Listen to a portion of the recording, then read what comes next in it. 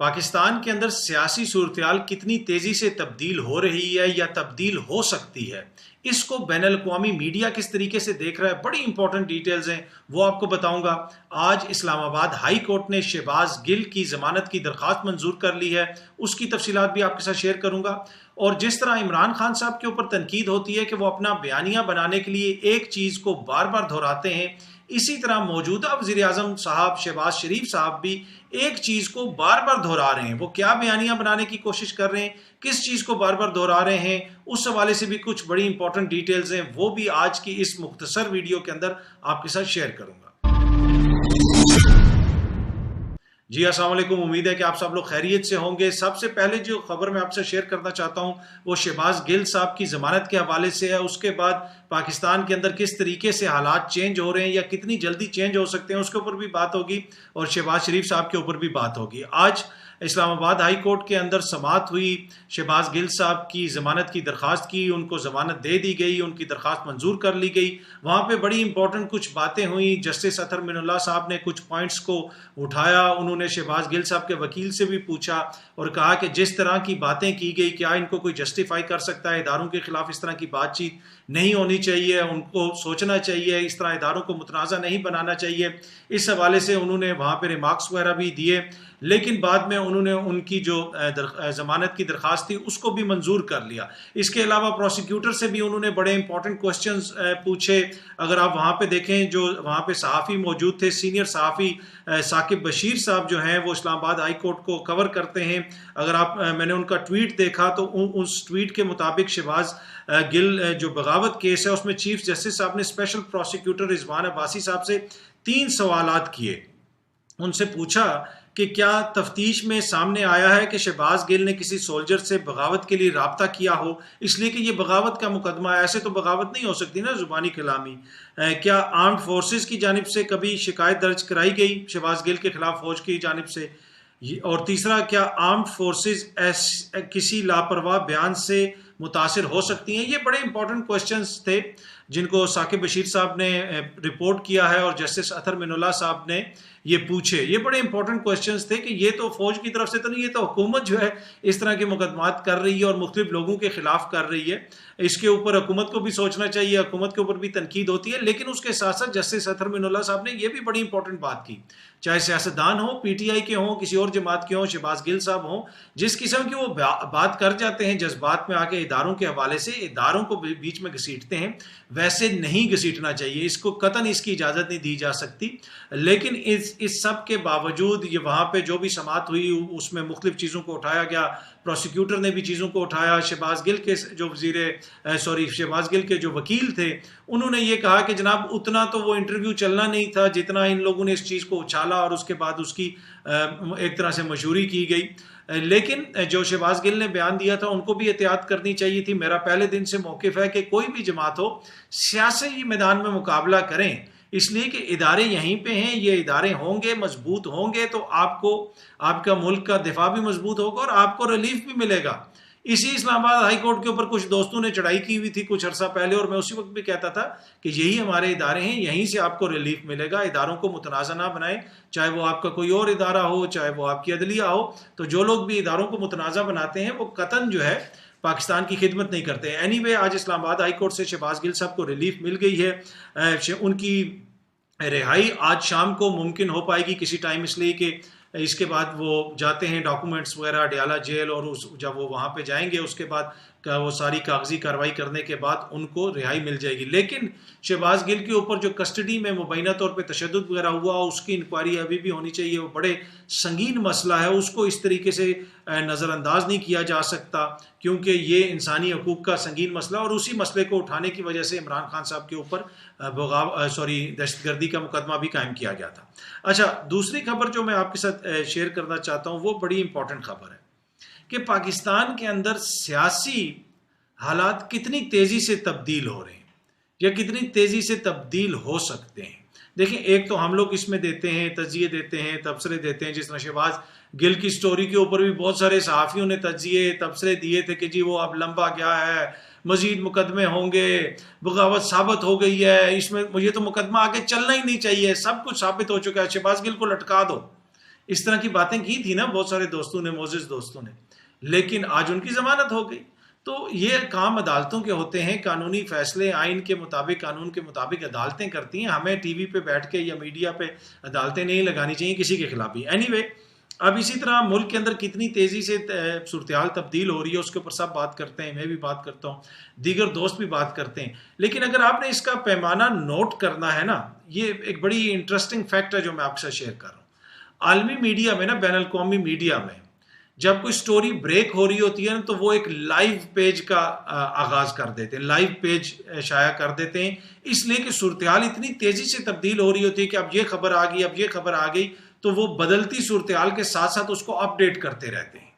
اپ date اس لیے کرتے رہتے ہیں کہ ایک تو نئی چیزیں آتی رہتی ہیں، اور وہ لائیو پیج وہاں پہ لکھ دیتے ہیں تاکہ اگر کوئی آ کے خبر پڑھے وہ تو اس کو پتہ چل جائے کہ یہ لائیو صورتحال ہے، بدلتی ہوئی صورتحال ہے، تو ہو سکتا ہے کہ صورتحال چینج ہو جائے۔ تو اس حوالے سے بی بی سی نے، جب سے عمران خان صاحب کی حکومت گئی ہے، بی بی سی کو اگر آپ دیکھیں تو بی بی سی پہ لائیو پیج چل رہا ہے پاکستان کے حوالے سے۔ آج بھی اس لائیو پیج پہ شہباز گل صاحب کی ضمانت کے حوالے سے خبر شیئر کی گئی، اور اس لائیو پیج کا مطلب کیا ہے اور مقصد کیا ہے؟ مطلب اور مقصد وہی ہے جو میں نے آپ کو بتایا، اس لیے کہ ان کو بھی نہیں پتا کہ کتنی تیزی سے پاکستان کے اندر کسی ٹائم بھی صورتحال چینج ہو سکتی ہے، بدلتے ہوئے ایونٹس ہیں، ایوالونگ ایونٹس ہیں، اسی وجہ سے انہوں نے لائیو پیج رکھا ہوا ہے تاکہ ساتھ ساتھ جو ہے وہ اپ ڈیٹ کرتے رہیں۔ تو اس سے آپ اندازہ لگا سکتے ہیں کہ جب بی بی سی جیسا ادارہ جو ہے وہ بھی یہ سمجھتا ہے کہ پاکستان میں صورتحال ایسے بدل رہی ہے کہ ہمیں ایک لائیو پیج چلانا پڑے گا، یہ نہیں ہوگا کہ خبر لگا دیں، اس لیے کہ خبر تو وہاں پہ ہر 2 منٹ کے بعد بدل رہی ہے۔ تو اسی طرح پاکستان کے اندر بھی سیاسی صورتحال ہر 2 منٹ کے بعد بدل رہی ہے، اور کچھ لوگ جو ہے اس میں پریشانی کا باعث بھی ہے یہ صورتحال ان کے لیے۔ اب وہ یہ کہہ رہے ہیں یہ ہو گیا، وہ ہو گیا، ایسا نہیں ہوگا، وہ ایسا نہیں ہوگا۔ تو صورتحال تو ایوالو ہو رہی ہے، صدر مملکت کا بھی اس میں اہم کردار ہے، اور انہوں نے بھی یہ کہا ہے کہ بہت ساری چیزیں ہیں ملک کے لیے، کسی چیز کے اوپر بیٹھنا پڑے گا، چیزوں کو آگے لے کے جانا پڑے گا۔ اب جہاں تک یہ تعلق ہے عمران خان صاحب کی کال کا، اگر عمران خان صاحب کال دے دیں گے تو پھر تو صورتحال اور زیادہ سنگین ہو جائے گی۔ اور جو لوگ یہ کہہ رہے ہیں کہ جی 25 مئی سے موازنہ کر رہے ہیں کہ 25 مئی کو بھی خان نے کال دی تھی، وہ ڈیفرنٹ صورتحال تھی، اس دفعہ کال ڈیفرنٹ نوعیت کی ہوگی، فیملیز آئیں گی، اگر آ کے 2 لاکھ بندہ بھی، 2 لاکھ نہیں 1 لاکھ بندہ بھی آ کے اسلام آباد کے آگے پیچھے بیٹھ جائے تو ریاست تو مفلوج ہو جائے گی، حکومت تو مفلوج ہو جائے گی۔ تو میرا نہیں خیال کہ اس صورت میں آپ حکومت کو پھر چلا سکیں گے۔ تو اسی وجہ سے وہ بار بار کہتے ہیں جب میں نے کال دی تو پھر آپ کے لیے مشکل ہو جائے گی۔ تو یہ جب کال آئے گی، اور یہ کسی ٹائم بھی آ سکتی ہے، ان کے بقول ان کو دیوار سے لگایا جا رہا ہے، اور پاکستان کی سیاسی صورتحال کسی ٹائم بھی چینج ہو سکتی ہے، اور اسی وجہ سے بین الاقوامی میڈیا بھی لائیو پیج سٹارٹ کر کے بیٹھے ہوئے ہیں کہ جناب کسی ٹائم بھی کچھ ہو سکتا ہے۔ باقی آج کی تاریخ تک ابھی تک کوئی ایگریمنٹ وغیرہ تو نہیں ہوا اس طرح کے اس تاریخ پہ ہو گیا ہو، اتفاق ہو گیا ہو حکومت کے مابین، حکومت اور اپوزیشن کے مابین۔ اپوزیشن سے مراد راجہ ریاض صاحب نہیں، آفیشیل اپوزیشن لیڈر ابھی بھی آپ کے راجہ ریاض ہیں۔ یہ قوم کو میں کچھ عرصے کے بعد یاد کروا دیتا ہوں، اس لیے کہ لوگ بھول جاتے ہیں، ان کے مابین نہیں، عمران خان کے مابین اور حکومت کے مابین۔ لیکن صورتحال تیزی سے چینج ہو رہی ہے اور کسی ٹائم بھی ہو سکتی ہے، ایوالونگ سچویشن ہے، اور سپتمبر کے مہینے کو عمران خان بڑی اہمیت دے رہے ہیں۔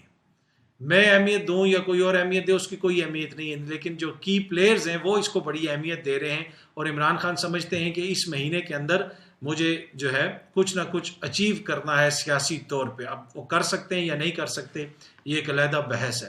باقی خبریں بڑی ہیں جس میں مسالہ لگا کے آپ کو کہوں یہ ہو گیا اور وہ ہو گیا، اس پہ ویوز بھی بڑے آئیں گے، اس پہ یہ بھی بڑا ہوگا، لیکن ایک ذمہ داری ہوتی ہے، اس کے تحت جب تک ایک چیز کنکریٹ نہ ہو جائے تو مجھے نہیں لگتا کہ میں وہ آپ تک وہ خبر پہنچاؤں یا آپ تک وہ چیز کروں۔ اپنی تسلی کرنے کے بعد، اپنی تحقیقات مکمل کرنے کے بعد پھر میں آپ سے شیئر کرتا ہوں، اس لیے کہ یہ بڑا ذمہ داری کا کام ہوتا ہے۔ یہ نہیں ہوتا کہ جس طرح بہت سارے دوست کہہ دیتے ہیں اب یہ ہو گیا وہ ہو گیا، جس طرح شہباز گل صاحب کے حوالے سے کہا جا رہا تھا کہ اب یہ ہو جائے گا وہ ہو جائے گا۔ تو اینی وے خبریں اور بھی بہت ہیں مارکیٹ میں، آپ سن رہے بھی ہوں گے، لیکن اس وقت تک کوئی فائنل ایگریمنٹ نہیں ہوا، کوئی فائنل اتفاق نہیں ہوا کسی چیز پہ، لیکن صورتحال جس تیزی سے بدل رہی ہے وہ لائیو میچ والی صورتحال ہے جو بی بی سی نے بھی چلایا ہوا ہے لائیو پیج۔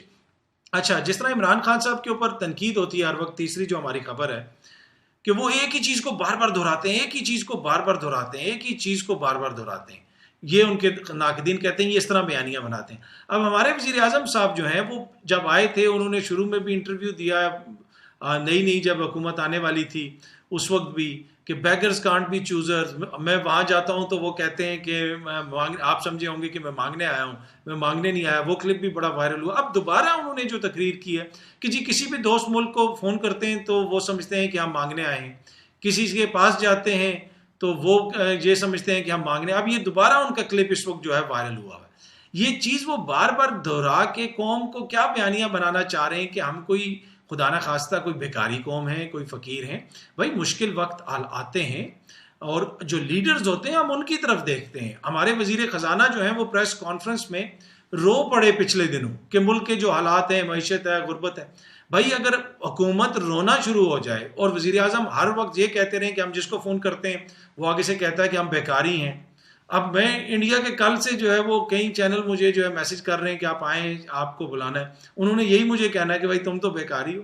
भाई हम कतन बेकारी नहीं, हाँ हमारे मुश्किल हालात हैं और ये हुकूमत है, इतनी जमातों की हुकूमत है। कौम का मोराल आप अप करें ना जी।